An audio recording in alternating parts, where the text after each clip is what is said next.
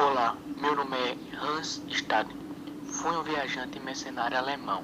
Nasci no ano de 1525 e no ano de 1548.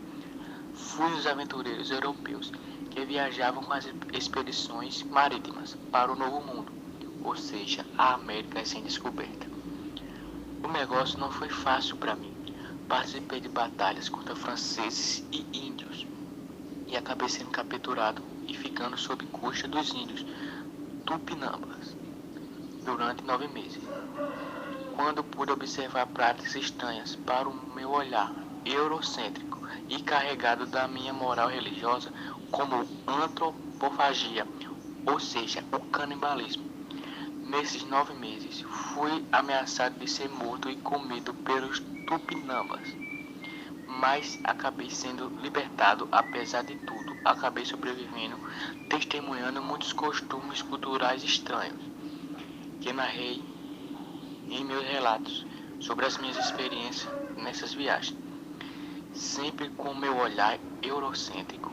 Mesmo assim, minha história traz informações valiosas sobre a cultura dos Tupinambas.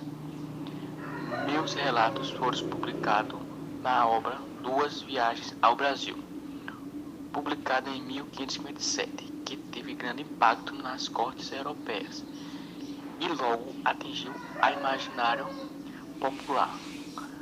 O nome do livro, na verdade, é um pouco maior. E lá vai.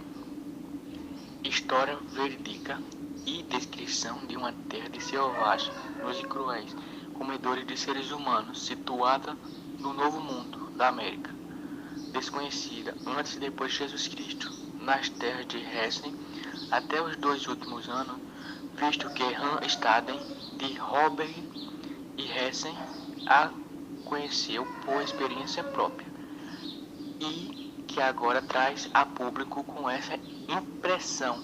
Ufa! Veja o meu relato sobre o Novo Mundo e os seus habitantes. A América é uma terra extensa. Existem lá muitos tipos de homens, selvagens, com diversas línguas e numerosos animais estranhos. Tem um aspecto aprazível. As árvores estão sempre verdes. Lá não crescem madeiras parecidas com as nossas madeiras de Hessen. Os homens andam nus. Naquela terra existem também algumas frutas de vegetações rasteiras e árvores, das quais homens e animais se alimentam. As pessoas têm o corpo de cor marrom avermelhada. Isso vem do sol que as queimam assim. É um povo hábil, maldoso e sempre pronto para perseguir e comer os seus inimigos. Depois de muitas reviravoltas, naufrágios, perigo, sofrimento e fome, estava trabalhando para os portugueses como artilheiro no forte de São João da Betioga, em São Vicente. Certo dia, enquanto eu estava caçando, fui surpreendido por vários indígenas que me capturaram e me levaram como prisioneiro. O meu aprisionamento ocorreu a fim que eu fosse morto e devorado pelos Tupinambas. Isso acontecia porque os Tupinambas eram antropófagos, isto é, eles eram canibais. Os Tupinambas acreditavam que ao devorar a carne humana adquiriam as suas qualidades, ou seja, as qualidades do seu adversário. Quando eu estava andando na floresta, eclodiram grandes gritos dos dois lados da trilha, como é comum entre os selvagens. Os homens vieram na minha direção e reconheci que se tratava de selvagens. Eles me cercaram, dirigiram arcos e flechas contra mim e atiraram. Então gritei: que Deus ajude minha alma. Nem tinha terminado esta frase e eles me bateram e me empurraram para o chão. Atiraram e desferiram golpes sobre mim. E também sofri muitas ameaças. Seus costumes ainda não me eram tão conhecidos como os foram agora. E portanto pensei que agora estavam se preparando para me matar. Mas logo chegando os irmãos que me haviam aprisionado e disseram que me havia presenteado ao irmão do pai deles, Ipiruguaçu. em sinal de amizade. Ele me guardaria e mataria quando quisesse me comer, o que faria, graças a mim, ganhar mais um nome. Em seguida, o desmembraram pelas juntas, primeiro as mãos, depois os cotovelos e assim o corpo todo. Mandaram a cada casa um pedaço e começaram a dançar, enquanto todas as mulheres preparavam uma enorme quantidade de vinho. No dia seguinte, ferveram cada junta num caldeirão de água para que as mulheres e as crianças tomassem do caldo. Durante 3 dias nada fizeram, a não ser dançar e beber dia e noite.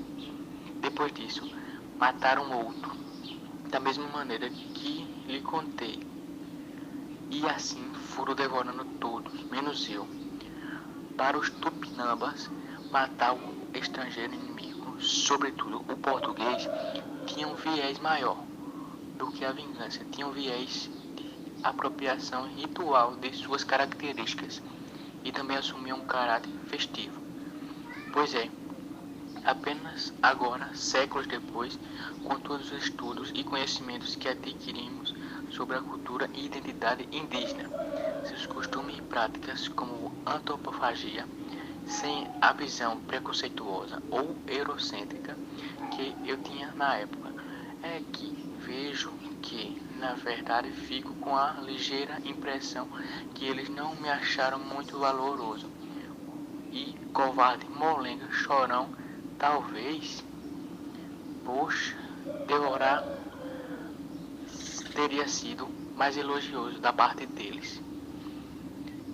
E este foi o caso mais famoso da história de um cara que escreveu um livro para dizer para todo mundo que, na verdade, ele foi considerado um fracote e covarde pelos indígenas e por isso sobreviveu.